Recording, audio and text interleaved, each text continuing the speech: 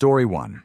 I never wanted to work at a gas station, but after losing my job at the restaurant and with rent due, I didn't have much choice when I saw the Help Wanted sign at Stroud's Gas and Convenience, especially when Mr. Stroud mentioned the overnight shift paid $1 more per hour. "Not many folks want the graveyard shift," he'd said, jingling the keys. "People get spooked being alone out here on the highway at night." I'd scoffed. What was there to be scared of? Drunk customers? Potential robbery?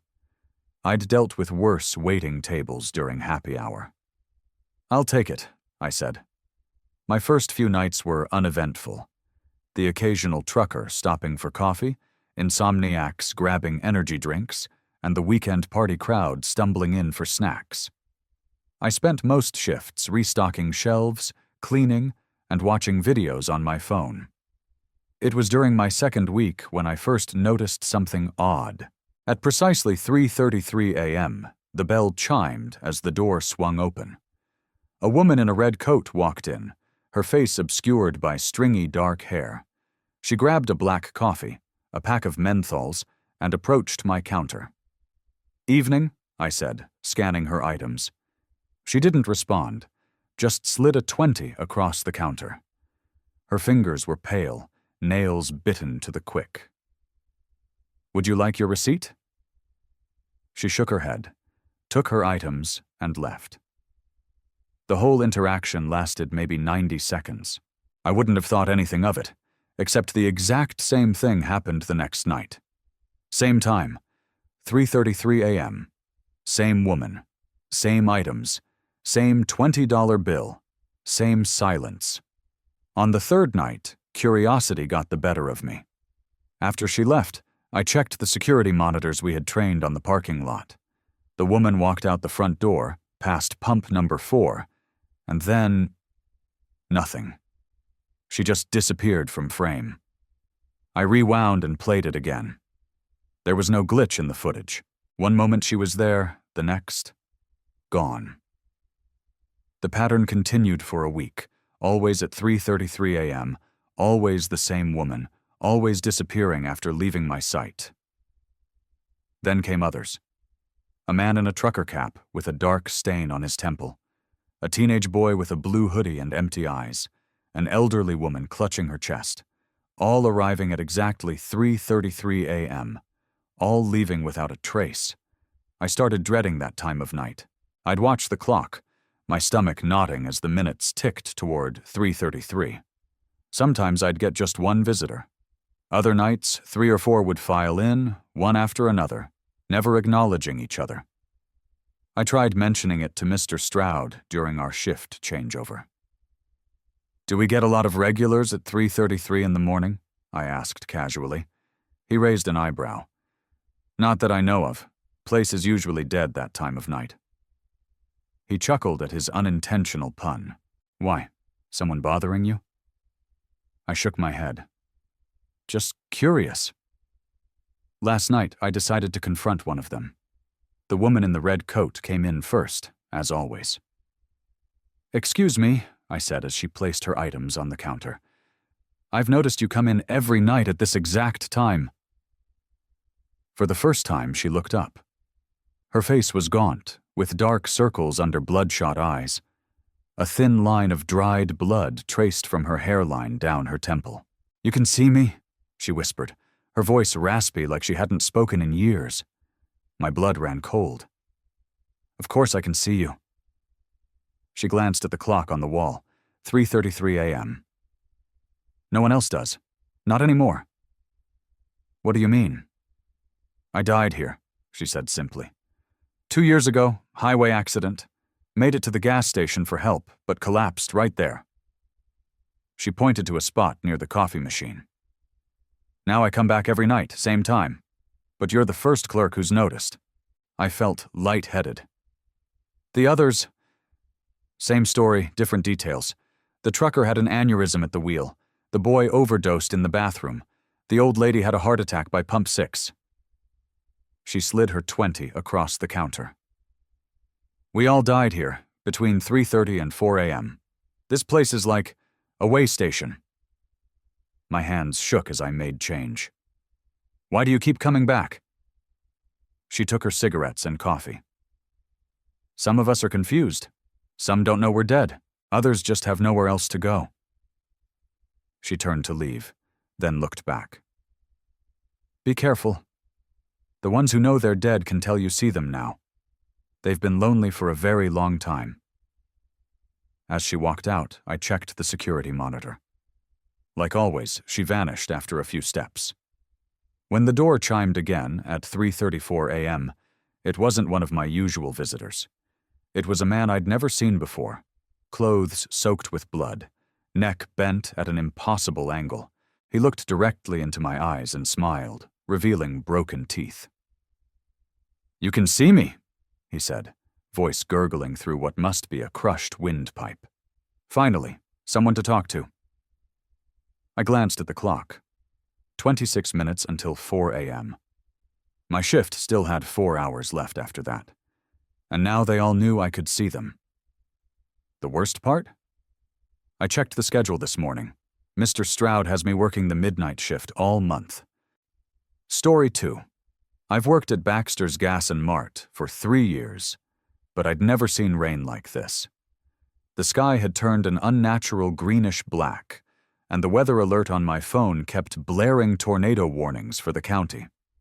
I was about to close early when headlights appeared through the downpour, one car after another pulling into the lot. Within minutes, 7 strangers huddled inside my store, dripping water onto the linoleum floor. "Highway's flooding," a heavyset trucker announced, wringing out his cap. "Police are turning everyone back." A well-dressed businessman checked his phone. "No signal. Perfect." "Got a bathroom we can use to dry off?" asked a middle-aged woman, clutching her teenage daughter's hand. I gestured toward the back. "Past the coolers on the left." The storm intensified, wind howling against the windows until they rattled in their frames. Then came the hail, pelting the roof like gunfire. "Does this place have a shelter?" An elderly man in a raincoat asked, his voice trembling slightly. "That sounds like a tornado brewing." I hesitated. There was the basement storage room, but Mr. Baxter had always been clear. Employees only. But as if on cue, the lights flickered, and through the windows, I saw a funnel cloud forming in the distance. "Follow me," I said, grabbing the emergency flashlight from behind the counter. I led them through the stockroom to a heavy metal door. The key stuck for a moment. It had been months since I'd gone down there, but finally turned with a rusty click. Stale air rushed up to meet us as I flipped the light switch. Nothing happened. "Power's out," I muttered, shining my flashlight down the narrow concrete stairs. "Watch your step." The basement was cramped and musty, with metal shelving units lining the walls and a small folding table in the center. Cases of soda, paper goods, and cleaning supplies filled most of the space. "It's not much, but it'll keep us safe," I said, placing the flashlight upright on the table to cast an eerie glow across the room. Everyone settled in, introducing themselves awkwardly. The trucker was Hank. The businessman, Doug. The mother and daughter were Sheila and Mackenzie. An elderly couple, Frank and Martha. And a quiet man in a soaked denim jacket who simply nodded when I asked his name. Above us the storm raged, the building creaking and groaning under its assault. "Should hold," Frank said, studying the ceiling. "These old places were built solid." That's when I noticed the quiet man staring at me strangely. "Have we met before?" I asked him. He shook his head slowly. "I don't think so. I'd remember." Something about his voice sent a chill through me. The temperature in the basement seemed to drop suddenly. Martha rubbed her arms. "It's freezing down here," she complained. Hank frowned. "That's weird. It should be getting warmer with all of us packed in this small space." As if responding to his observation, the basement grew colder still. I could see my breath now. "What's that smell?" Mackenzie suddenly asked, wrinkling her nose. I smelled it too. Something rank and rotten, like meat left too long in the sun. Doug stood up. Is there something dead down here? He directed the question at me, accusatory. No, I said. I was down here last week doing inventory. There was nothing. Boss, the quiet man in denim smiled slightly. That's when I noticed his clothes weren't wet anymore. In fact, they looked completely dry, despite having been soaked minutes earlier. Are you sure about that? He asked softly. Sheila gasped, pointing to something behind me. When I turned, I saw dark liquid seeping from between the concrete blocks of the wall, thick and red, dripping slowly to the floor. What the hell? Hank moved closer, then jumped back. That's blood! The quiet man stood up, his movements unnaturally fluid. You really don't remember this place, do you? He asked, his voice changing, deepening. 5 years ago? The night clerk who went missing? My mind raced. I'd heard stories when I first started working here, about a clerk who vanished during his shift. Police had investigated but found nothing. That wasn't this store, I said, my voice shaking. That was the old location across town. The man laughed, and as he did, his features began to change, skin growing pale and waxy. No, it was right here, in this basement. He looked around at the others. And now you're all here too. The blood on the walls was flowing faster now, pooling on the floor. The temperature had dropped so low that ice crystals were forming in the corners of the room. Frank tried the door. It's locked, he shouted, panic in his voice. The door won't open. The quiet man, or what had once been a man, smiled wider, revealing teeth that seemed too sharp, too numerous. The storm isn't outside, he said, his voice now an inhuman rasp. The storm is me, and I've been so lonely down here. The lights on my flashlight flickered, then died, plunging us into darkness. In the pitch black, I heard something moving, not from one of us, but from the walls themselves, a slithering, wet sound closing in from all sides. Mackenzie screamed. Someone grabbed my arm with fingers that felt too cold, too stiff. And I realized too late why Mr. Baxter had been so insistent that no one ever go into the basement. The storm above might pass, but the one down here with us never would. Story 3. I wasn't supposed to be on the night shift at Valley Road Gas and Market. Dale called in sick. Food poisoning, he claimed, so my manager offered me double pay to cover. Being 3 months behind on student loans, I couldn't refuse. Night shifts at our gas station are typically quiet. We're just off the interstate, but far enough that we only get the occasional trucker or lost tourist after midnight.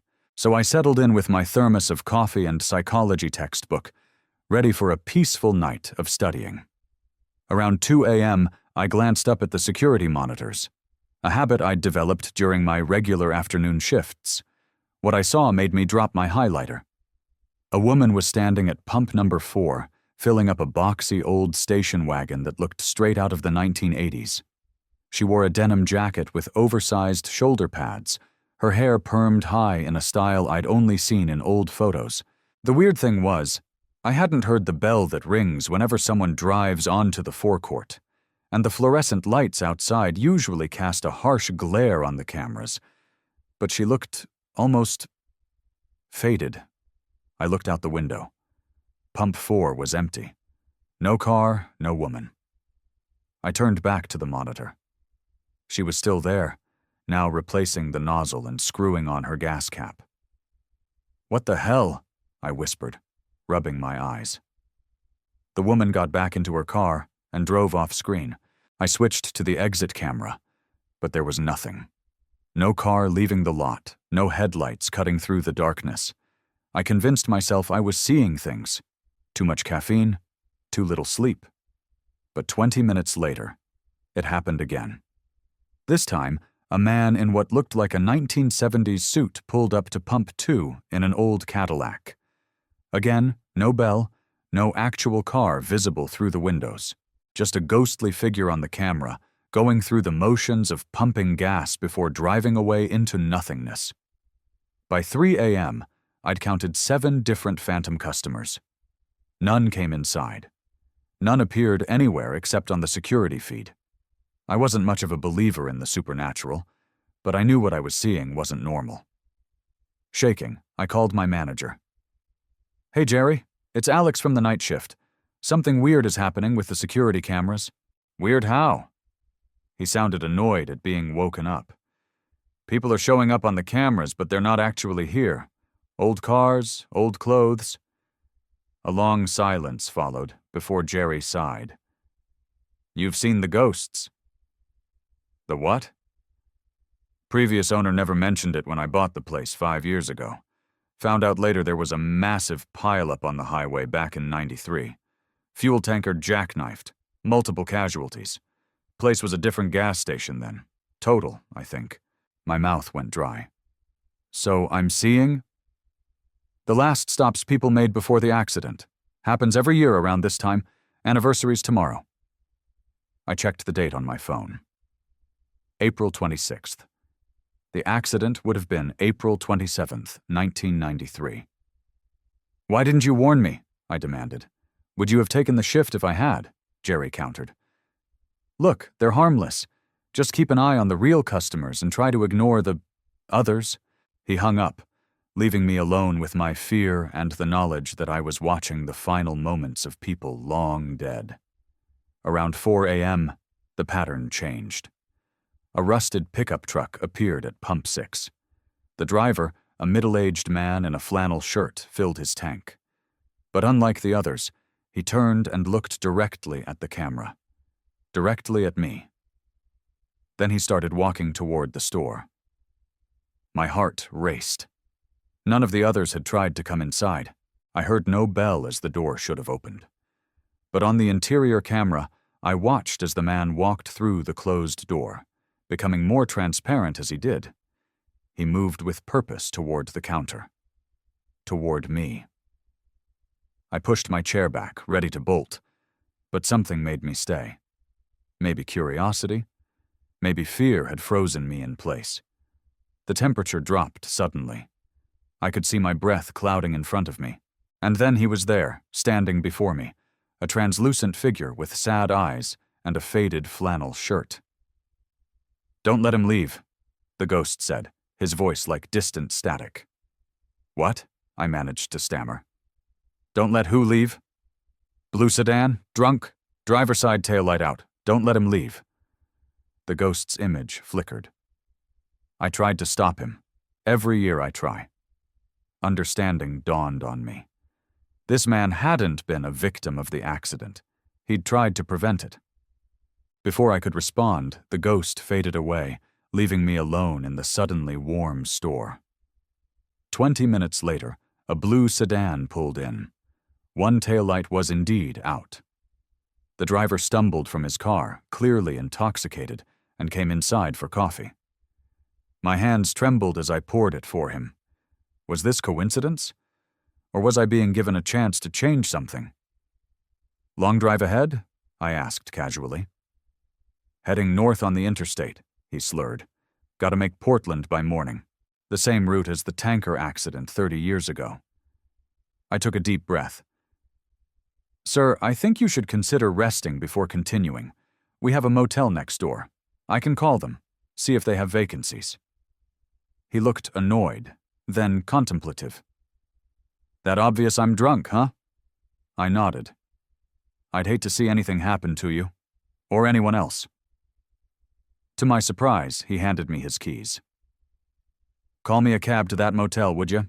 Guess Portland can wait." As I reached for the phone, I glanced at the security monitor. All the phantom customers had vanished. All except the man in the flannel shirt, who stood at Pump 6, looking toward the store.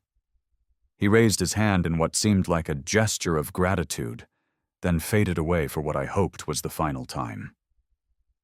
I've worked many night shifts since then, but I've never seen the forecourt ghosts again. I like to think they finally found peace, that we changed something that night, the drunk driver and I. Some nights, though, I still watch the monitors more closely than I need to, wondering if they'll return with another message from the past.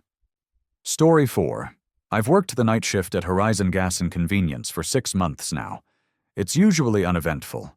Just me, the fluorescent lights, and the occasional late-night customer grabbing energy drinks or cigarettes. The pay is decent, and the solitude gives me time to work on my novel between customers. The bathroom has always been a pain point. My boss is too cheap to fix the flickering light or the rust-stained sink. But the mirror, that was always fine. Just a plain, slightly spotted mirror above the sink.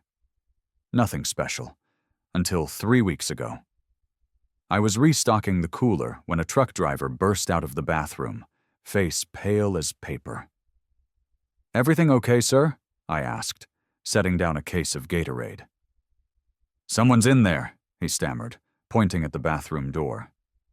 A woman, standing right behind me. I sighed inwardly.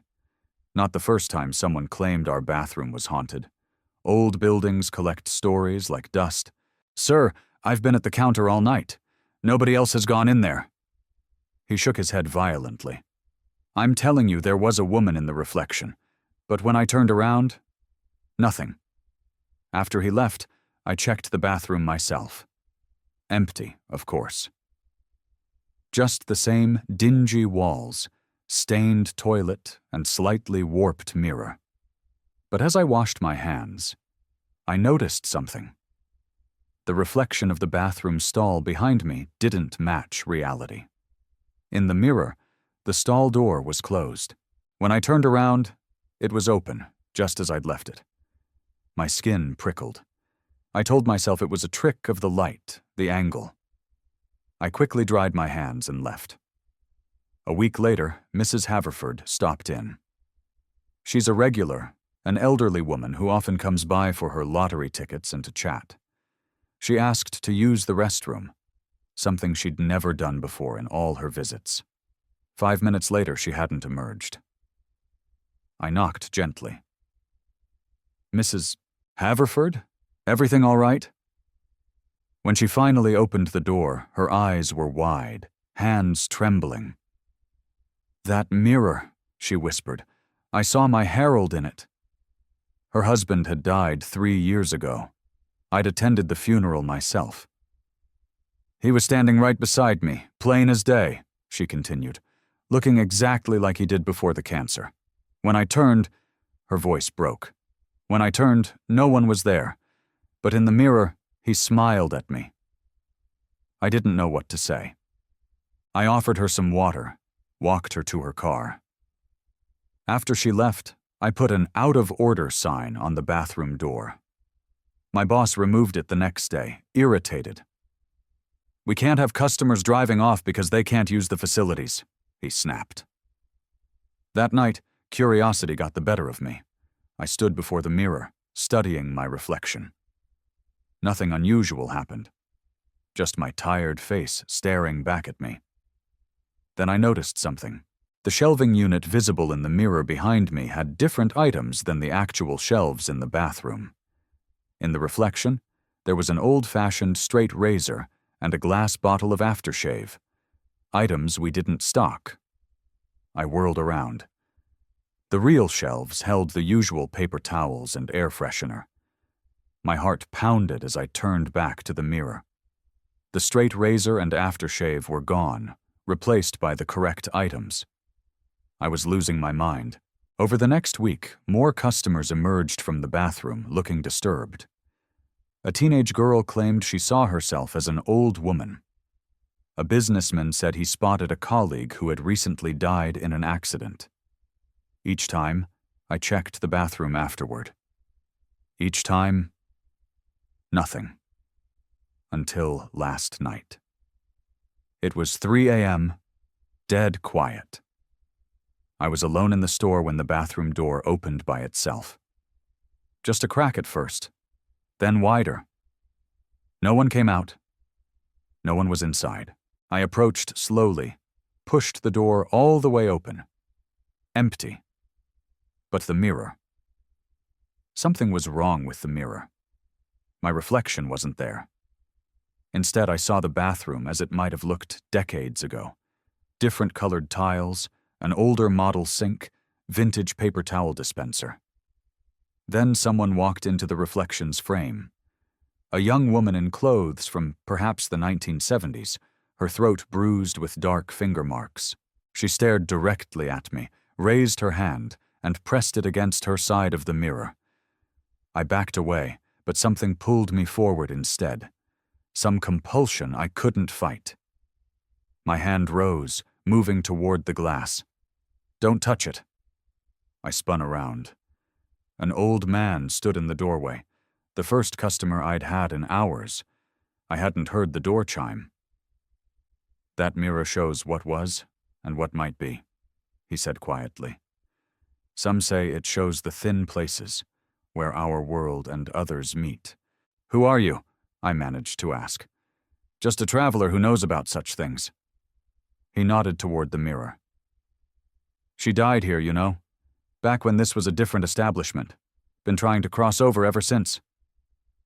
In the mirror, the woman still waited, hand pressed against the glass. "What does she want?" My voice sounded distant to my own ears. A way out, or a way in? The old man's eyes were sad. Best not to find out which. He reached past me, took a paper towel, and carefully draped it over the mirror. Some reflections are best left unseen. When I looked back, the old man was gone.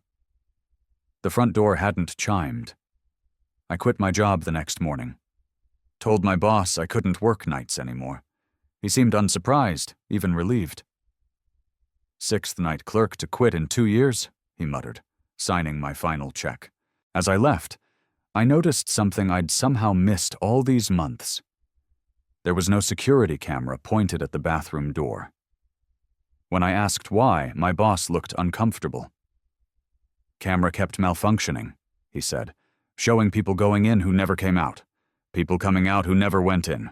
I drove away from Horizon Gas and Convenience and haven't looked back. But sometimes, when I catch an unexpected glimpse of myself in a mirror or window, I hold my breath just for a moment, afraid of who or what might be looking back." 14, Story 5. "Just head east on Route 16 for about 20 miles. Take the exit for Millfield, and you can't miss the interstate from there," I told the young couple standing at my counter. They nodded gratefully, purchased their coffees, and walked out into the fading evening light. I'd been working at Crossroads Gas and Shop for nearly a year now. Sitting alone at the edge of nowhere, our station was the last stop for fuel and supplies before a long stretch of desolate highway. We weren't on any tourist maps or GPS systems. Our customers were either locals or lost travelers looking for directions. As I watched the couple drive away, I felt the familiar twinge of guilt in my stomach. I knew they wouldn't make it to Millfield tonight. No one ever did. The first time I noticed the pattern, I thought it was coincidence. A businessman asked for directions to the interstate, and despite my clear instructions, he returned 3 hours later, confused and agitated. "I followed your directions exactly," he insisted, "but somehow ended up right back here. The roads, they don't make sense out there." I shrugged it off. People get turned around in rural areas all the time, especially at night. But then it happened again. And again. Travelers would ask for directions, leave confident, then return hours later, increasingly desperate, fuel gauges lower, faces more drawn. Some came back multiple times, each return more frantic than the last. My boss, Earl, just smiled knowingly when I mentioned it to him. "Roads get tricky around here after dark," was all he said. "Always have." Tonight would be no different. I glanced at the clock. 8:42 p.m. I gave the couple about 2 hours before they'd be back. Sure enough, at 10:37 p.m., headlights swept across the windows as their blue sedan pulled in. The woman came in first, her earlier friendliness replaced with tight-lipped worry. "We got turned around somehow," she said, voice straining to remain calm. "We followed your directions, but the exit never appeared. We drove for at least 30 miles. Route 16 only runs for 22 miles before it hits the junction, I replied, the words practiced from dozens of similar conversations. That's impossible, her husband interjected, joining us. We drove straight for almost 40 minutes. No turns, no exits. I offered them the usual sympathetic nod. The night plays tricks out here. Let me write down the directions again. But I knew what would happen. They'd leave, drive into the darkness, and somehow the roads would loop them right back to my store. It happened every time, as if the highways themselves were conspiring to return travelers to Crossroads. After their third return just past midnight, the couple was at their breaking point. "We're almost out of gas," the man said, his voice hoarse. "And my wife's GPS app keeps freezing. Please. We have a hotel reservation in Lakeside. We need to get through." That's when I made a decision I'd never made before. I glanced at the security camera feed to confirm Earl wasn't watching from his office apartment upstairs. "Listen," I said, lowering my voice. "Don't go back to Route 16. There's an old service road about a mile south of here. It's unmarked and locals don't talk about it. Follow it east until you reach a fork, then go left. Don't stop. Don't turn around, no matter what you see or hear. It'll get you to Millfield." The woman's eyes widened. "What do you mean? No matter what we see or hear?" I pressed a hand-drawn map into her palm. "Just promise me you'll stay on the road." After they left, I felt a strange hollowness in my chest. No one had ever taken the service road, at least not on my recommendation. Earl had explicitly forbidden mentioning it my first day on the job. An hour passed with no sign of the couple returning. Then 2 hours. By 3 a.m., I allowed myself to hope they'd made it through. That's when Earl appeared on the stairs from his apartment, though I hadn't heard him come down. "You told them about the service road?" Not a question, a statement. I swallowed hard. "They were desperate, going in circles all night." Earl's face remained unnervingly calm. "That road isn't for travelers. It's for us.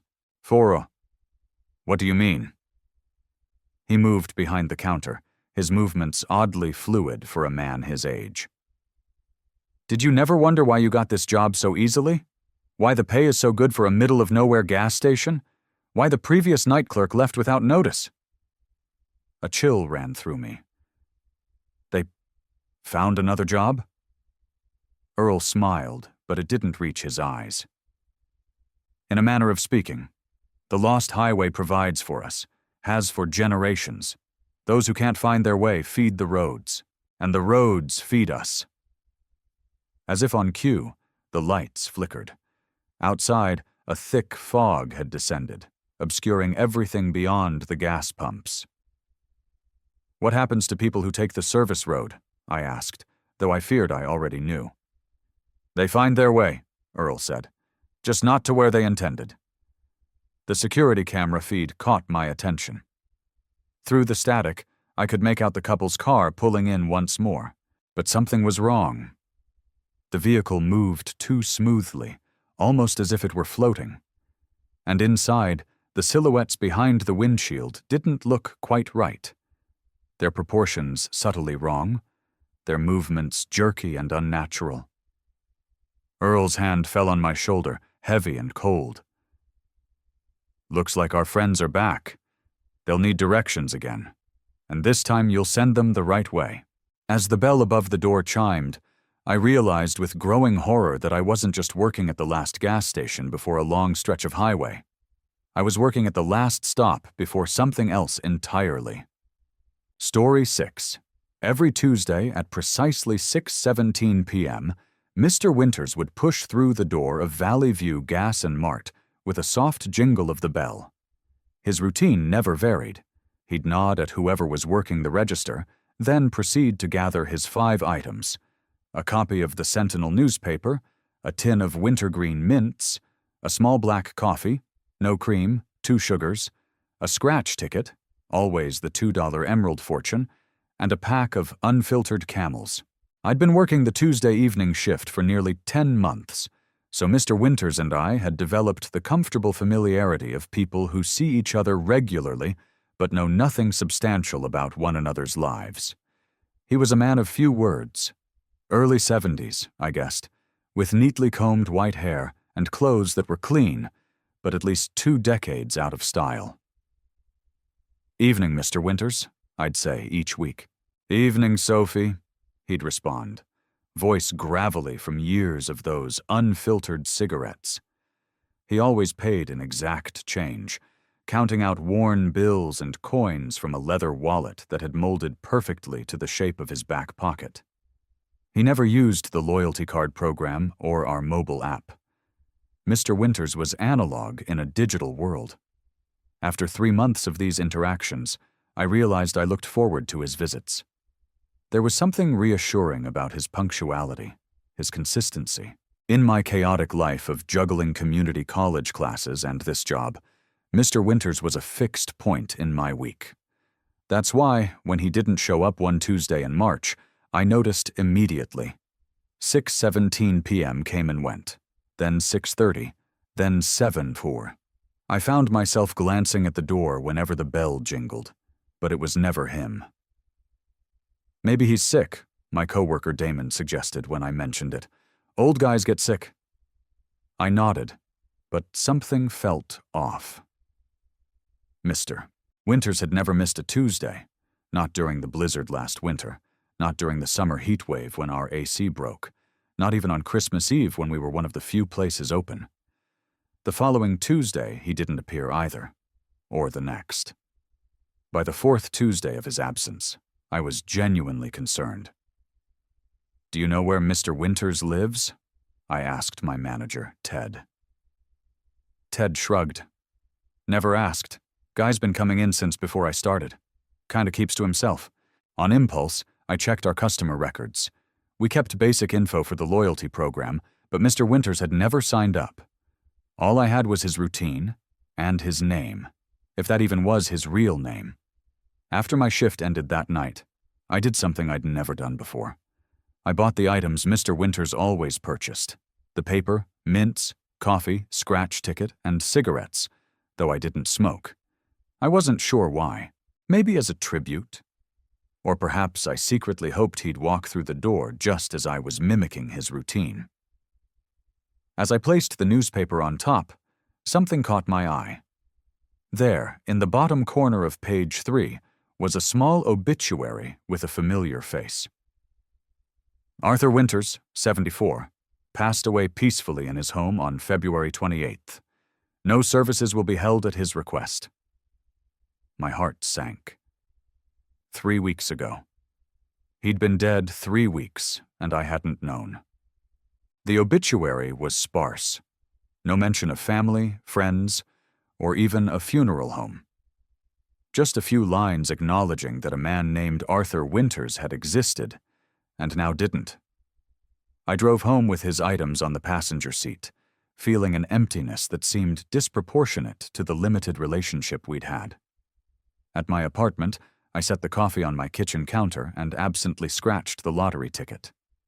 I won $50. The next morning, something made me check the previous month's newspaper archives online. I found another small obituary, nearly identical, dated a year before. Same name, same photo, same absence of details. Confused, I called the newspaper. "I'm trying to confirm information about an obituary," I explained to the clerk. "For Arthur Winters?" "Let me check," she said. After a moment, "Yes, that ran in February this year." "Was there also one last year?" I asked. "Same name, same photo?" A pause. "That's strange. Yes, there was. February last year as well. Must be a mistake in our system." That evening after work, I drove to the address listed in the obituary. It was an old Victorian house on the edge of town, paint peeling, garden overgrown. It looked abandoned. I hesitated before approaching the door. What was I doing? Chasing ghosts because a customer had stopped coming to my store? Just as I was about to turn back, the porch light flickered on. though I hadn't seen any movement inside. Heart pounding, I knocked. No answer. As I turned to leave, I noticed a small cardboard box on the step, partially hidden by an overgrown shrub. Inside were 5 items: a folded newspaper, a tin of mints, an empty coffee cup, a lottery ticket, and an unfiltered cigarette. The ticket was a winner, $50, just like mine. With trembling hands, I checked the date on the newspaper, February 28th. The day Mr. Winters had reportedly died. Again. As I stood there, the streetlight overhead flickered, and I felt a sudden chill. The porch light went out, plunging the entrance back into darkness. But before it did, I swear I saw a note inside the box I hadn't noticed before. See you next Tuesday, Sophie. I never worked another Tuesday shift at Valley View Gas and Mart, but I've heard from Damon that every Tuesday at precisely 6:17 p.m., a man resembling Mr. Winters still comes in for his 5 items. And occasionally, when I drive past the old Victorian at night, the porch light is on, though the house remains empty, according to county records. Empty since 1987, when its owner, Arthur Winters, first passed away.